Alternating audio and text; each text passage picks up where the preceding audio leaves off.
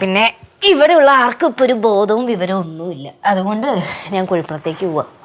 കുഴിപ്പുറത്ത് പോയാൽ പിന്നെ അവിടെ മൊത്തം പ്രശ്നമല്ലേ? ശരിയാണല്ലോ, അവിടെ പ്രശ്നമുള്ള.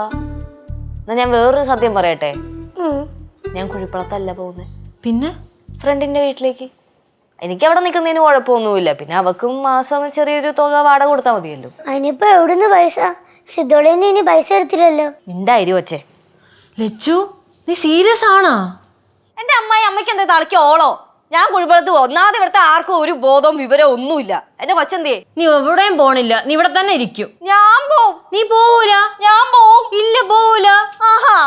അമ്മായി കൈന്ന് വിട്ടേ. നീ പോവൂല. അമ്മായി കൈന്ന് വിടേ. ഇല്ല. അയ്യോ, എന്റെ അമ്മായി കൈന്ന് വിടേക്ക്. പോവൂല. എന്റെ അമ്മായി ഒന്ന് കൈന്ന് വിട്. വിടൂല. എന്റെ അമ്മായി വയ്യാത്തത്. ഇങ്ങോട്ട് മാറ്. എന്താ അമ്മായി മരുമോളും കൂടെ പ്രശ്നം? എന്തൊരു നാണക്കേടാ ഇത്. ഒരു നാണക്കേടും ഇല്ല. ഇവിടെ ഇതൊക്കെയാണ് പതിവ്. ബന്ധങ്ങളൊന്നുമില്ല, അടി മാത്രമേ. ഈ ലച്ചു ഉണ്ടല്ലോ, രണ്ടും കൽപ്പിച്ചിറങ്ങിയിരിക്കുക. ഇതോടെ ഈ കുടുംബം തോലയും. വേണ്ടേ, നീ നിന്റെ കാര്യം മാത്രം നോക്കിയാ പോരാ. നിന്റെ താഴെ കുറച്ചുള്ള പിള്ളേരുണ്ട്, അവരുടെ കാര്യം കൂടെ നീ നോക്കണം. അവരുടെ ഭാവിയും കൂടെ നോക്കണം. അതെങ്ങനാ? കൊച്ചുനാളി മുതലേ തനിഷ്ടക്കാരിയായിട്ടല്ലയോ ജീവിക്കുന്നത്. അമ്മ അവളെ മാത്രം കുറ്റം പറയാതെ. ചെറിയ പ്രശ്നങ്ങളായിരിക്കും ഇതുവരെ എത്തിച്ചത്. ആരുടെ ഭാഗത്താണ് തെറ്റെന്ന് നമുക്കറിയാമോ? പിന്നെ അവരുടെ ലൈഫല്ലേ, അവർ ഡിസൈഡ് ചെയ്തോളും. തീരുമാനിച്ച് ഇവിടം വരെ ആയി. തീരുമാനിക്കാനൊന്നും ഇല്ല. എന്റെ പാഴ്വരപ്പോ, ഇതൊക്കെ കേൾക്കാനാണല്ലോ എന്റെ വിധി. വിളി നിരത്തി വിളി, നീട്ടി വിളി പാഴ്വരപ്പാന്ന്. അതിനു വേണ്ടി കാണിച്ചു കൂട്ടിയിട്ടുണ്ട് പണ്ട്.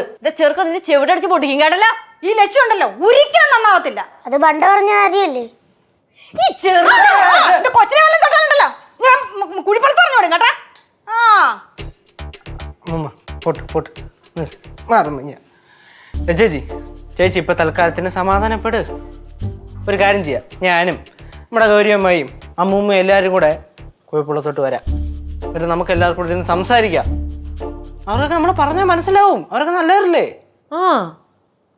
അവിടെ ഉള്ളവർക്ക് ആർക്കും ഒരു കുഴപ്പമില്ല. ഈ കുഴപ്പം മൊത്തം എവക്കാ. അതെ, കുഴപ്പം മൊത്തം എനിക്കാണല്ലോ.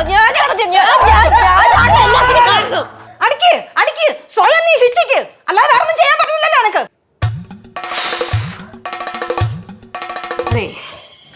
ഞാൻ പറയുന്ന കാര്യം ഒരു 5 മിനിറ്റ് എല്ലാവർക്കും കേൾക്കാൻ പറ്റുമോ? കേക്കാം. ഞാനും സിദ്ധുവും തമ്മിൽ യാതൊരു പ്രശ്നവും ഇല്ല. ഇവിടെ അച്ഛനും അമ്മയും ഇല്ലാത്തത് കൊണ്ട് സിദ്ധു ആണ് എൻ്റെ അടുത്ത് പറഞ്ഞത് നീയും കല്ലു 2 ദിവസം ഇവിടെ വന്ന് നിൽക്കാൻ. അതുകൊണ്ടാണ് അവിടെ നിന്ന് ഇങ്ങോട്ട് വന്നത്. അപ്പൊ നിങ്ങൾക്കൊക്കെ ഞാനും സിദ്ധു ഡിവോഴ്സ് ആവണം അല്ലേ? അപ്പൊ നിങ്ങൾ പ്രശ്നമൊന്നും ഇല്ലായിരുന്നോ? പ്രശ്നം ഉണ്ടാവണമായിരുന്നു. ഇനി ഇത്ര നേരം ഞാൻ പറഞ്ഞ അമ്മയ്ക്ക് മനസ്സിലായില്ല? മനസ്സിലായി. തോരണം ഈ നേരത്ത്.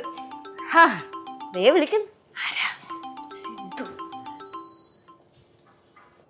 സിദ്ധു. വീട്ടിലെത്തിട്ട് കുറച്ചു നേരേ.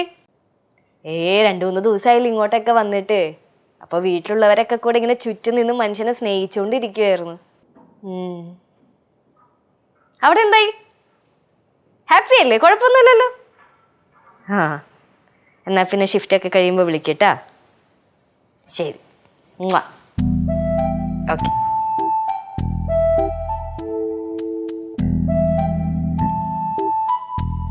എന്ത് വേണ ഉമ്മ? നാണം കണ്ടില്ലേ? ഞാൻ പോന്നു.